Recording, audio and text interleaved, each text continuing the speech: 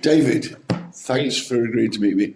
I know it's a busy time for you guys, and good time, I guess. A very good time, but all a bit new to me because I've only been here 5 weeks, so still trying to find my way around, getting my head around everything I've got to be committed to and involved in, and I'm just loving every minute of it so far.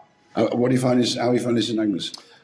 Fantastic. I mean, genuinely, one of the things that brought me here was the real strong sense of village life and the complete integration of church and village. So at parishes I've been before, church has been very much introspective, it's been looking after its own and not really had much involved, but that's city life. You know, I've been in London, I've been on the South Coast, but here, every sense that the church is part and parcel of everyone's life, whether they come or not, and I absolutely love that. I think that's exactly right. I mean, certainly, I mean, I'm not a religious person. I know we've discussed religion, but I'm not religious person. But I found the church here absolutely part of the parish, but also they're so active. I mean, just a little story. And Charlotte won't thank me for mentioning her, but a couple of years, probably 2 or 3 years ago now, a guy came from. We've got some provisions called White's Close, which is for people that have physical or psychological needs, or just getting elderly. And we had a guy brought across from Newquay who was he'd had a stroke, and the guy that was looking after it then rang me and said he's just crying all the time. Yeah. And he said he's missing all his friends and he can't get out. And I rang Charlotte, and the next day her and Anne were up there taking him shopping. Yeah. And they got his friends across. I mean, that sort of thing. You know, if I tried social services, you know, they're so busy. It's so busy. It wouldn't have got it. It's so important. I mean, you say, you know, you're not necessarily religious. I don't think you need to be. No. Some of us are religious, and that's great. And some people will dip in when they need religion, and that's fantastic too. I don't see the distinction between religious and non-religious. What I see is a community. Yeah. Some people are regulars, come to church, and that's fantastic, and I will obviously be there for them. Yeah. But I want to be, and I hope, well, I think I already am because of the welcome I've received, part and parcel of this community. And that's what it's about. It's about a community coming together to do its thing, and I love that. It's very much the same as my job. It doesn't matter if they voted for me. I represent them. Exactly that. Exactly. So yeah, that's cool. Can you tell us a little bit about your history? Goodness, how long have you got? Well, I was born and brought up in Warwickshire, not that far from you. Country place, very much a little village as well. So in some ways, coming here has rekindled memories of childhood. The kind of community where everybody knew everybody, and you'd leave your back door open. That sounds like I'm getting old, but it's true, you know, and you could pop into anyone's house. Warwickshire, went to school, went to university, spent a year in Wales for various reasons, not least learning the language, because I'm a bit of a passion about languages. And then went to theological college, got ordained, spent most of my ministry in London, in several parishes, then did teacher training qualification, so I'm primary qualified, so I did a bit of teaching as well, and then went to prison as the chaplain. Please add that bit. Had a fantastic time in Wellwood Scrubs, which was really, really interesting. Then went to a parish on the South Coast, and then back to another school where I was teacher and chaplain in Berkshire, and from there came to Cornwall. That's fantastic. In a nutshell, that's the history. That's fantastic. Yeah. And I know you're a jazz lover, and we're going to go on to that later on. Yeah, I love music. And I've just found out you're a cricketer, so the cricket team here are going to be knocking on your door. I used to be. You want to see some of the What are your challenges? What are going to be the big challenges, do you think? Well, there are several different kinds. There's the practical, logistical challenges. So because of the way in which the church in Cornwall is organised, I've got 6 parishes which stretch from Porthtowan all the way up to Crantock. Right. So that's a big lump. It's a big patch. The A30 pretty much is the boundary. So you can imagine that chunk of the North Coast is my patch, which I'm very proud of. So the logistical problem is getting around. I'll tell you a funny story. It's on Sunday, winter, you know, no tourists around, so it should be relatively straightforward. I was here at St Agnes at 9:30. I then had to get to Crantock for 11. So that's probably the furthest I have to travel between churches. But get onto the 3075, get behind a learner driver, no chance of getting past, and then turned off the crantop, got behind a tractor. Well, you do get a lot of them now. Which went all the way to the church. That was the thing. I thought he was going to pull off at some point, but he didn't. Oh, he was going to sit in the congregation. So I was a little bit late, but I just thought, oh, good to know. Got to find my way around. So finding my way around logistically, that's one of the things. I think there are different kinds of challenges, and there's the challenges that Cornwall faces are the ones that I'm also quite passionate about. So whether it's the kind of poverty that is so hidden in Cornwall, which I think is a real issue, and there are so many challenges in Cornwall that are hidden because it's a fantastically beautiful place and people have the ideal of what Cornwall is like. But, there's real poverty in Cornwall, which is quite scary. There's the challenges for young people about, housing and all of those kinds of things, really passionate about those. And loneliness, again, you think it's a fantastic ideal and some people see it when it's at its best, obviously.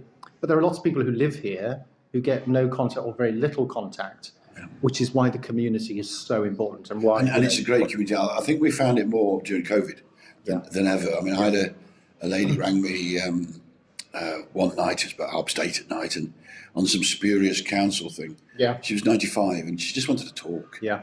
And she used to ring me sort of weekly after that. I haven't heard from her for ages, so she may have passed on, I don't know.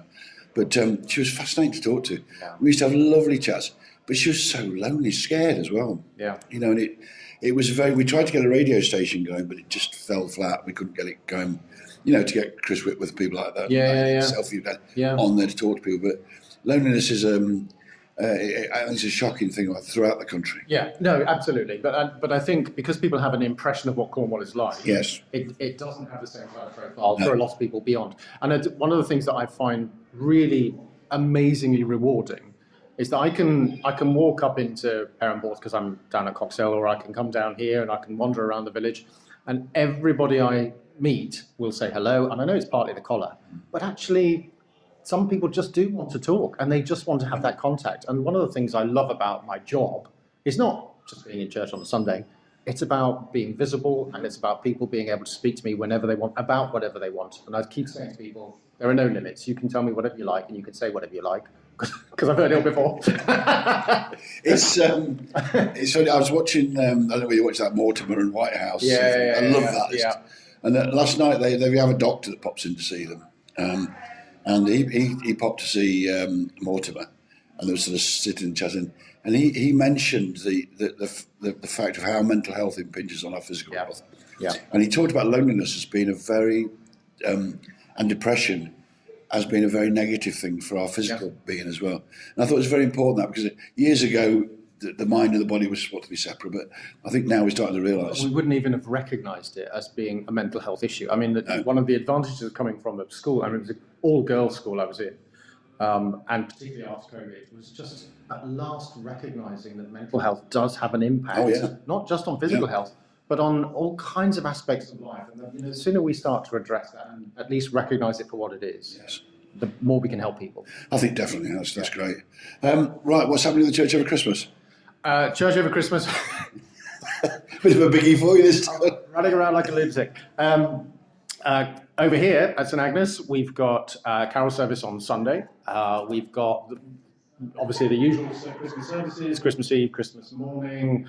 But particularly in terms of the village and the local community, we've got the two Christivity things, which are Christingle nativities on Christmas Eve. So 2:30 and 4 o'clock on are going to be my big moments. I've been told the whole village comes. I've got to be there. Got to be on my best behaviour.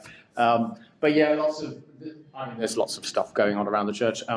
Not just services, but yes, that's our priority at this time of year. The schools have been in. St Agnes School have been in. Midian School have been in. I saw them all piling in. Blackboards have been in. Bless them, they are so good, those kids. Yeah. So, but again, it's great to have that facility that people can feel it's part of their community they can use, and that's that's what we're about. I know we spoke about. I was talking earlier about the D-Day thing. The kids were brilliant, and the teachers were so. They were in control, but they were very empathetic. They weren't sort of shouting. They knew what the kids should do. Well, the kids are brilliant. The really nice thing, came to St Agnes year 3 and 4, did their Christmas performance, and I met the head of the draw, and I said, "So what do you want me to do?" She said, "Sit back, relax, enjoy." And I thought, that's fine. I sit in my own. Yes. Yeah, brilliant, love it. What's the Christmas message for us all. I think it's a kind of ongoing message every year, which is, Christmas doesn't have to be that one day. No. It is about a love that transforms lives. And for people of faith, particularly for Christians, obviously, that is about, God coming into the world and making himself known. But actually, I think for a community like this in particular, with the church at the heart of that community, it's all of us and it's all our responsibility to say this love goes on every day of every year. Yeah. And sometimes we need to celebrate it, sometimes we need to improve it, but all of the time, it's always present with us. I think it's different. I mean, we've talked down, and I'm not religious, but when people sort of say, did Christ exist? Does it matter? And to me, it doesn't matter. Maybe to you, it doesn't matter whether it exists or not. What he said was brilliant. Well, yeah, I've got evidence that he did, so we could talk about that. Okay, yeah, not today. But that's not the point. What we believe, what Christians believe about Jesus is one thing, and that's a matter of faith. And I totally, I'm obviously on board with that. But yes, what he says, what he represents, and the kind of service that we can engage in, whether we're Christian or not, is absolutely the Christian message. So you've hit this place at a very busy time, David. Yeah, well, it's keeping me out of mischief. It sounds like. Can we talk about jazz? Oh yes, let's talk about music. Yeah, do you play? I do. I play the piano and the clarinet. Right. Yeah, and clarinet. That's unusual. Yeah. Well, I learned the piano as a child and absolutely fell in love with it. Not least because I come from a musical family. My dad is very musical. My sisters are both musical, and learned the piano, learned the organ, did an organ scholarship, all that kind of thing. And then a couple of years ago, I thought I just need to do a bit more something. So I took up the clarinet. Managed to get to grade 8 on the clarinet. I was very happy about that. But I'm passionate about music. It's everything. Yeah, it keeps me going. I've just been to a 4-day blues festival. And it was just fantastic. And Yeah. the music was brilliant. But Yeah. I mean, I'd probably like you. There are times I just want to just sit back and listen to something, because actually that kind of soul food is absolutely what you need. Yeah. And I will stick on a piece of music, or I would just put on, what do you call it, random select on my machine, and just whatever comes out, and I think, that's exactly what I needed at that moment. That's fab. Who are your heroes in jazz? In jazz, well, it's a bit kind of cliche, but I will say, having been brought up with it, that Oscar Peterson was my absolute hero on the piano. I still watch old videos of Oscar Peterson. I'm absolutely in awe of that level of skill, talent, whatever you call it, what you will, just gift. Yeah. The improvisation, the syncopation, and the pure kind of the naturalness of it all. I absolutely love. I put him right up there in my top 10. I'd say Miles Davis, obviously, absolutely. He's the first time I was more into Northern Soul and that system. And obviously the 60s, psychedelic stuff. But somebody bought me. Is it So What? And what is amazing. This? But it's interesting, isn't it? Because there are people like Dave Brubeck as well, who I would always listen to because love that. And then I think lots of the kind of unknown Ella Fitzgerald stuff. Yes, I absolutely love as well. She was stunning, wasn't she? Absolutely stunning. Unbelievable. But that's real soul food. That's That's what keeps me going. That's great. What else have I got on the list? Have I got to ask you?